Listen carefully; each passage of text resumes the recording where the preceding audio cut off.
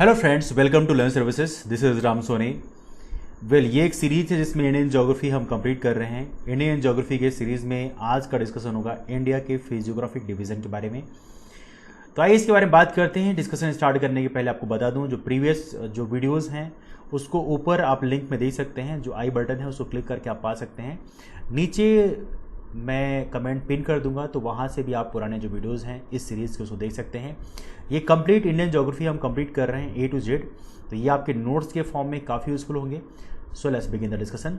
आइए स्टार्ट करते हैं। इंडिया के फिजियोग्राफिक डिवीज़न के बारे में बात करते हैं। जहाँ तक ये बात करते हैं इंडिया के फिजियोग्राफिक डिवीज़न के बारे में, तो एक सिंपल सी बात है। आपको पता है कि इंडिया का जो एरिया है, भारत का एरिया जो है वो 2.4% ऑफ द वर्ल्ड है। कितना है? इंडिया का जो एरिया है 2.4% ऑफ द वर्ल्ड है। ये तो आपको बहुत ही बेसिक चीज़ है, आपको पता है वर्ल्ड एरिया का 2.4% है। भारत देखा जाए तो पूरी दुनिया का 7वां सबसे बड़ा देश है। भारत से बड़े जो देश हैं वो कौन कौन से हैं? जैसे रसिया है, कनाडा है, चाइना है, USA है, ब्राज़ील है, ऑस्ट्रेलिया है। So these are the largest states of then India. और इंडिया की बात करें तो भारत की रैंक ऑल ओवर वर्ल्ड में 7th रैंक पे है। तो ये भी आप लोग याद रखेंगे। This is all you know about it. ज़्यादा ब्रीफ में पढ़ना है तो आप पुराने वीडियोस को देख लीजिएगा, तो आपको आइडिया मिल जाएगी। ऑलराइट। देखा जाए इसमें हमारे इंडिया में लगभग यदि माउंटेन्स की बात करें तो इंडिया का जो माउंटेन रेंजेस हैं, क्योंकि आपको पता है इंडिया में माउंटेन रेंजेस काफ़ी सारी हैं। नॉर्थ में देखा जाए तो हमारे हिमालय तो है ही है, बड़ा ऑब्वियस बात है।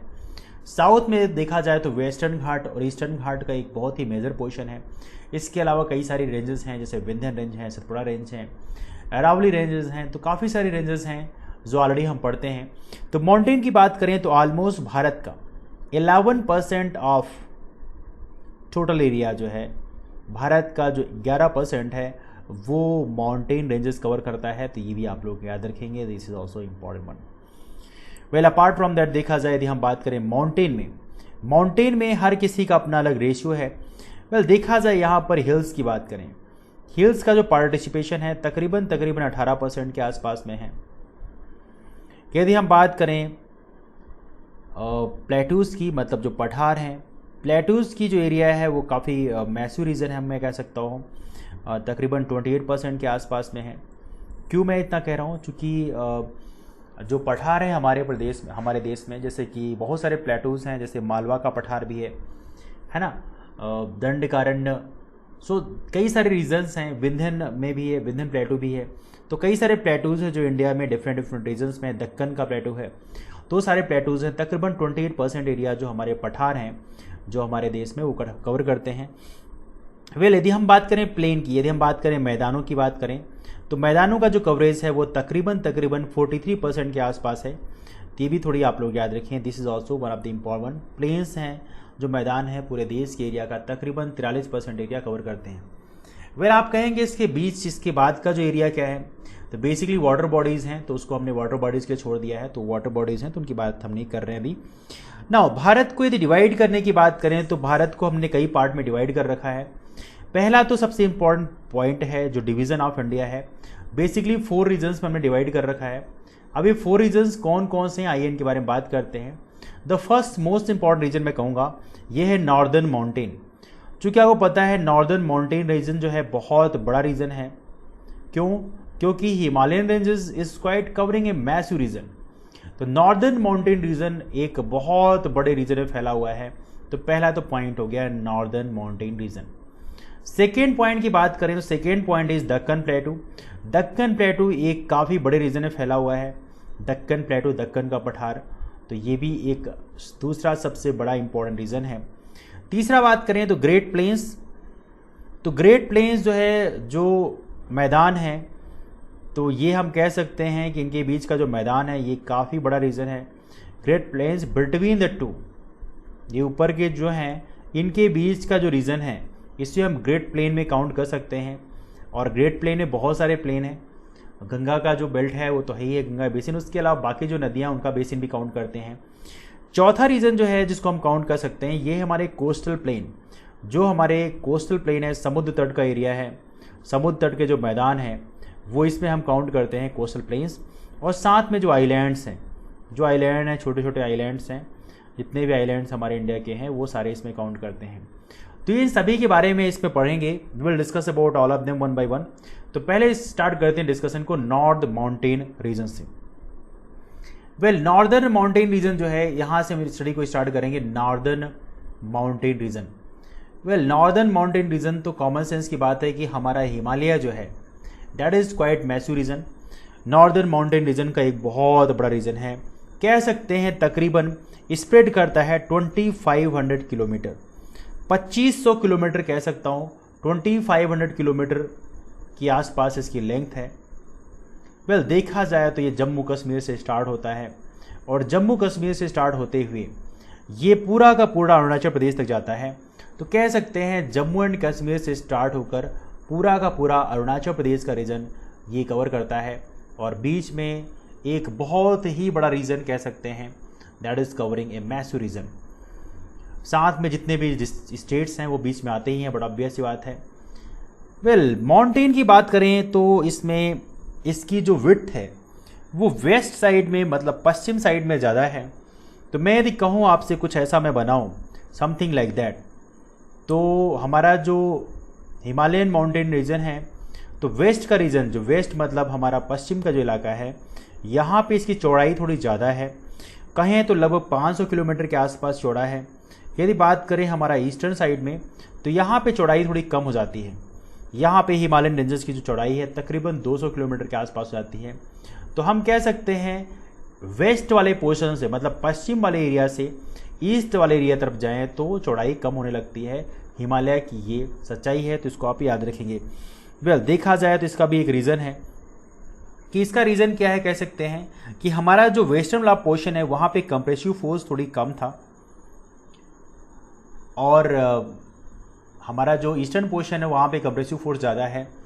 तो रीज़न ऑफ विड्थ वेरिएशन की बात करें, रीज़न ऑफ विड्थ वेरिएशन की बात करें कि विड्थ में वेरिएशन क्यों है, चौड़ाई में जो वेरिएशन है, बदलाव है, ये क्या है, तो इसका कह सकते हैं कि जो कंप्रेसिव फोर्स है इसके वेरिएशन का एक जो दाब है, इसका एक वेरिएशन कह सकते हैं कि कंप्रेसिव फोर्स जो लगा तो एक तरफ ज़्यादा कंप्रेस हो गया, एक तरफ कम कंप्रेस हुआ। तो compressive force is the main reason. तो कंप्रेसिव फोर्स का वेरिएशन जो है ईस्ट से वेस्ट की ओर चला, तो ईस्ट में ज़्यादा है, ईस्ट इज हैविंग मोर, यहाँ पे कंप्रेसिव फोर्स थोड़ी ज़्यादा है then the waste.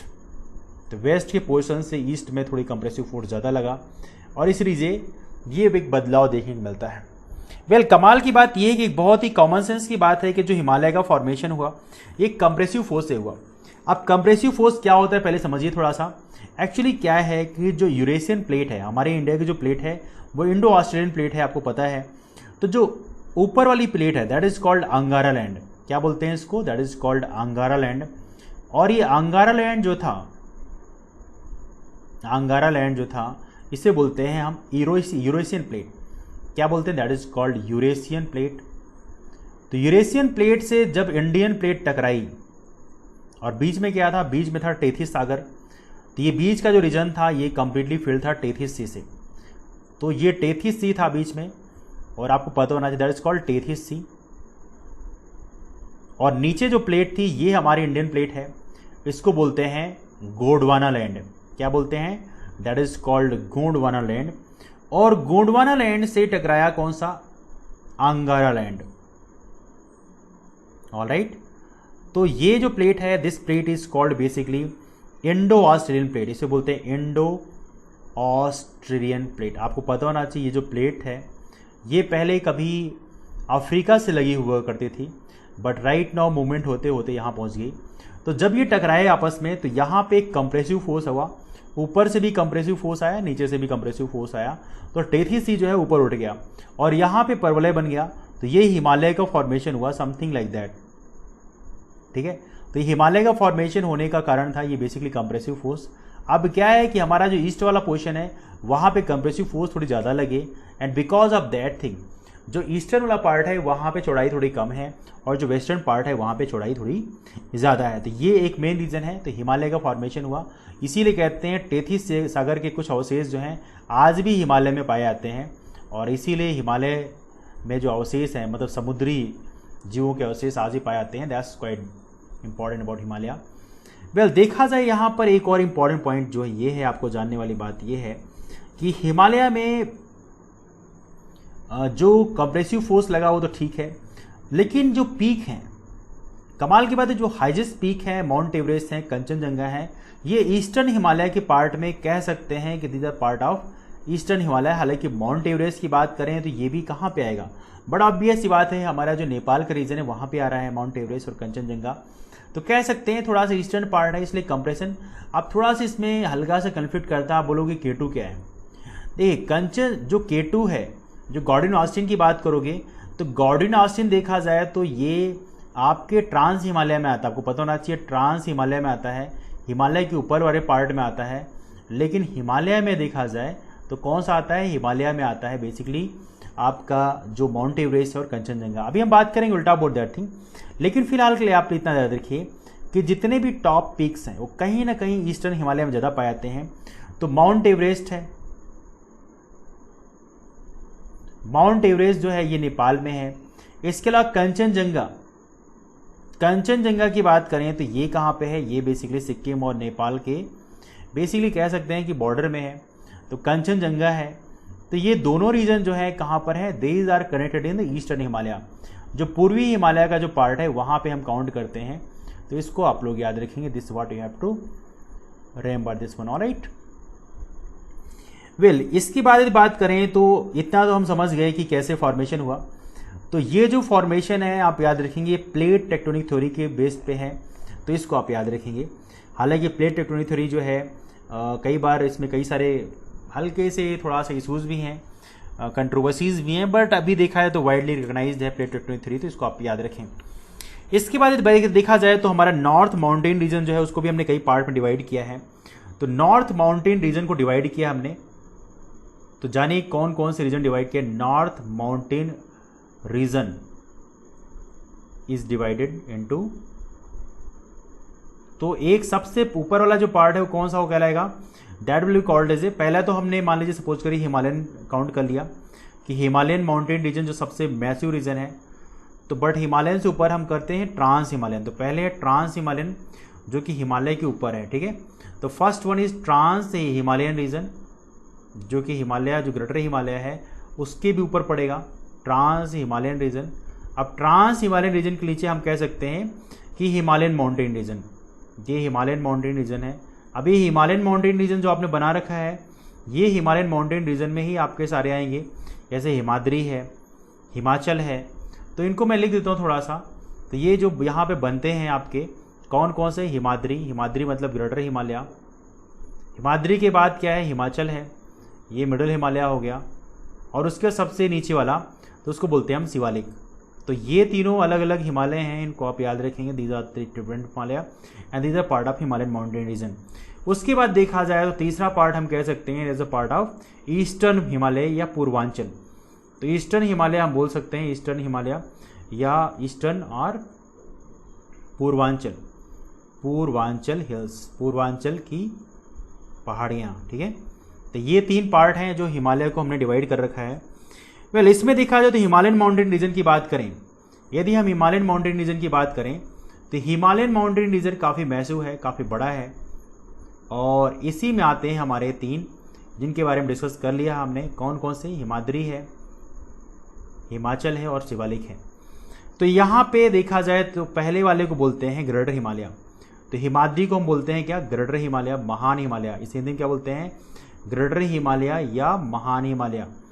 Well greater Himalaya की बात करें तो यही इसी को बोलते हैं इनर हिमालय, इसी को हम आंतरिक हिमालय बोलते हैं, इनर हिमालय मतलब सबसे ऊंचा यही है देखा जाए तो, इसको आप याद रखें, इनर हिमालय। इसी को हम किस नाम से पुकारते हैं, इसी को हम हिमाद्री के नाम से पुकारते हैं, तो ये आप याद रखें द फर्स्ट वन।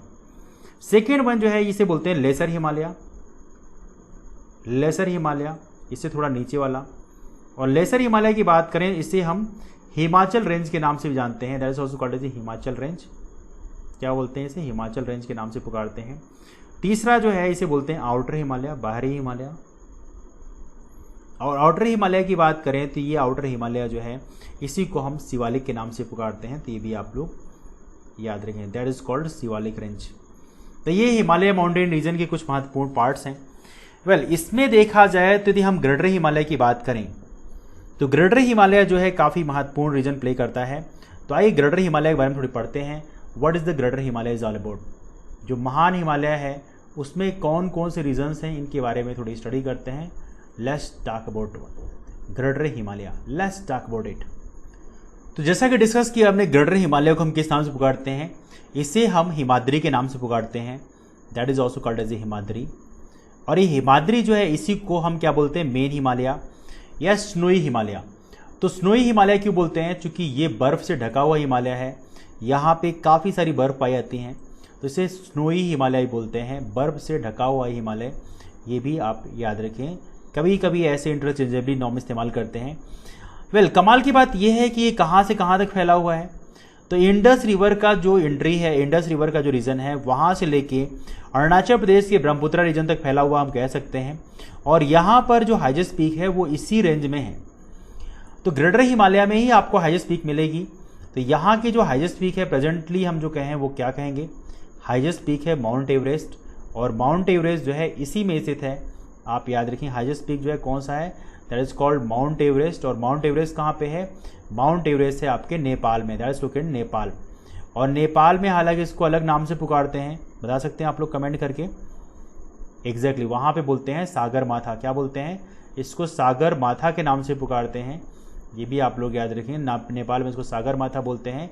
ये है माउंट एवरेस्ट। तो ये हिमालय का सबसे हाईएस्ट पीक है, बेसिकली ग्रेटर हिमालय में आता है, तो इसको आप लोग याद रखें। नाउ कमाल की बात यह है कि यहाँ पर जो स्लोप है, ये स्लोप जो है वो किधर है, इसके बारे में थोड़ी बात करते हैं। तो ग्रेटर हिमालय में एक बहुत इंटरेस्टिंग फीचर है जो आपको पता होना चाहिए, कई बार हम इसको डिस्कस नहीं करते, लेकिन ग्रेटर हिमालय का जो स्लोप का फीचर है वो काफ़ी इंटरेस्टिंग है। कैसे? कि स्लोप जो है इस रेंज का टुवार्ड्स द नॉर्थ है। तो ग्रेटर हिमालय का जो स्लोप है टुवार्ड्स द नॉर्थ है, मतलब नॉर्थ की तरफ इसका स्लोप है। इसका स्लोप साउथ की तरफ नहीं है, टुवार्ड्स नॉर्थ है। इसका स्लोप किधर है? टुवार्ड्स द नॉर्थ है।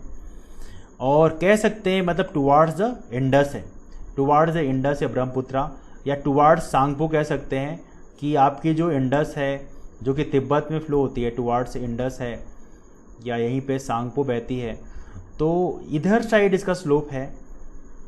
तो ये थोड़ा सा आप लोग चीज़ याद रखेंगे। तो इसका स्लोप नॉर्थ साइड में है, साउथ साइड में स्लोप इसका नहीं है। साउथ साइड की बात करें कि स्लोप टुवार्ड्स नॉर्थ है but steep towards the south. इसीलिए आपको पता होना चाहिए जो चाइनीज होते हैं इनको यहां पर पहुंचना आसान होता है,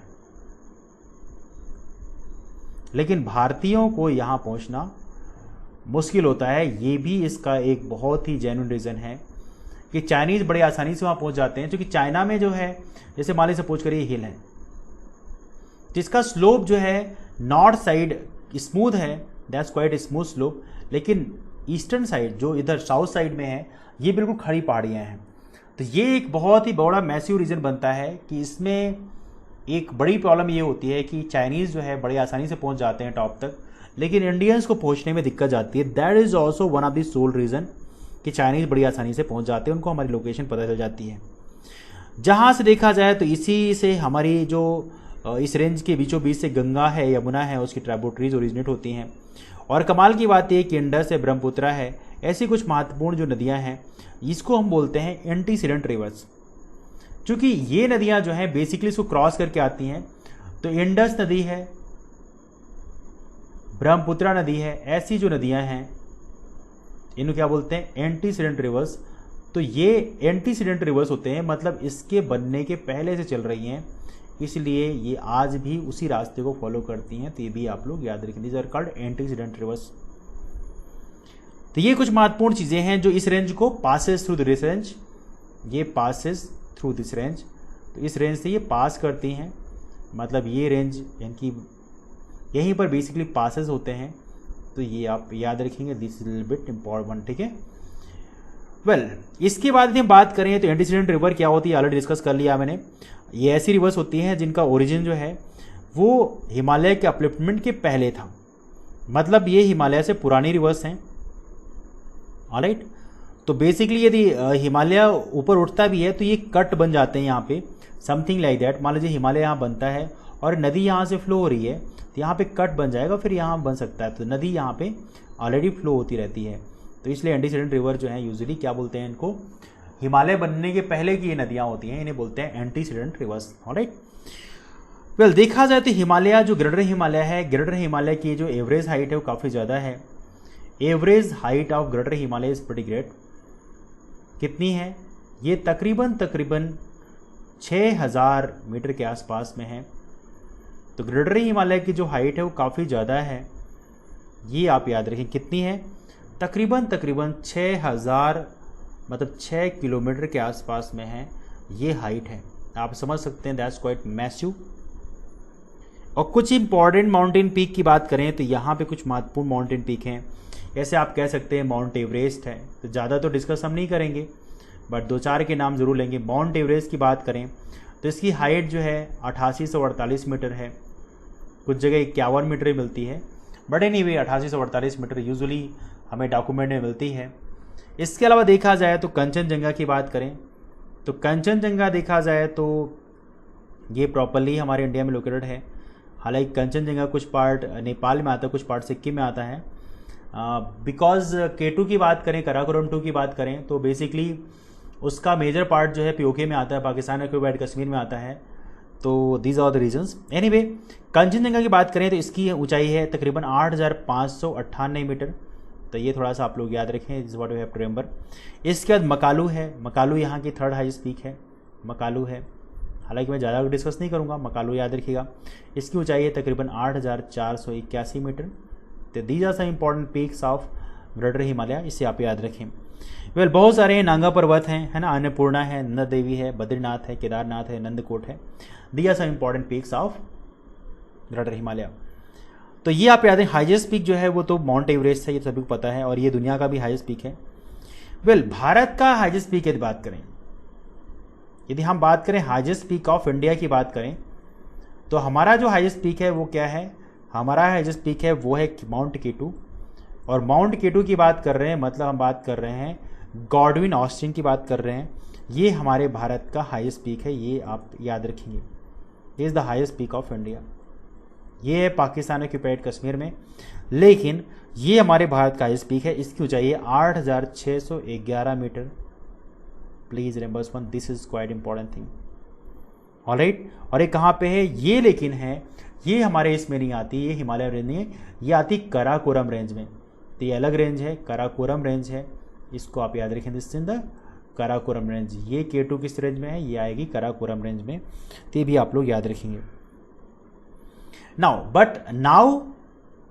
it is in the POK। Presently इस समय कहाँ पे है?